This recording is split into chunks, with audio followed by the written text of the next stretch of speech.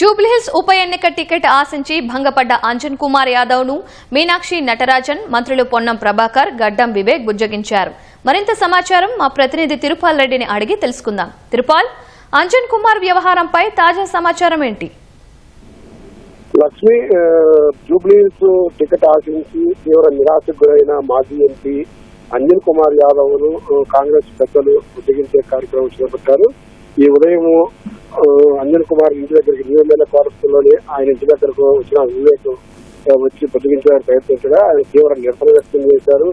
తనను సంప్రదించకుండా ఎలా టికెట్ ప్రకటిస్తారని చెప్పేసి నిలదీశారు. దీంతో అదే విషయాన్ని రాష్ట్ర వ్యవహారాల ఇన్ఛార్జి మీనాక్షి నటరాజుకు, అదేవిధంగా హైదరాబాద్ ఇన్ఛార్జ్ మంత్రి పొన్నం ప్రభాకర్ కు తెలియజేశారు. తెలియజేసిన తర్వాత మీనాక్షి నటరాజు తానే స్వయంగా వస్తారని చెప్పడంతో చెప్పి కాసేపు కిందటే ఇద్దరు మంత్రులు మీనాక్షి నటరాజు ముగ్గురు కూడా న్యూ ఎమ్మెల్యే క్వార్టర్స్ లోని అంజన్ కుమార్ నివాసానికి చేరుకున్నారు. బుజ్జగింపు కార్యక్రమం కొనసాగుతోంది.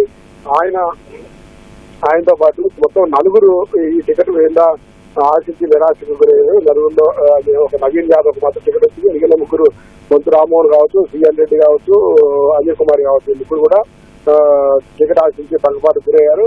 వీళ్ళ ముగ్గురులో అంజన్ కుమార్ యాదవ్ తీవ్ర నిరసన వ్యక్తం చేస్తున్నారు. తాను సీనియర్ నాయకుడిని, మాజీ ఎంపీని, ఎంత సీనియారిటీ ఉన్న నాకు తెలియకుండా, నాకు సంప్రదించకుండా టికెట్ ఇవ్వకుండా కావాలని కుట్రపూరితంగానే ఇవ్వకుండా చేశారని చెప్పేసి తీవ్ర ఆరోపణలు చేస్తున్నారు, తీవ్ర విమర్శలు చేస్తున్నారు.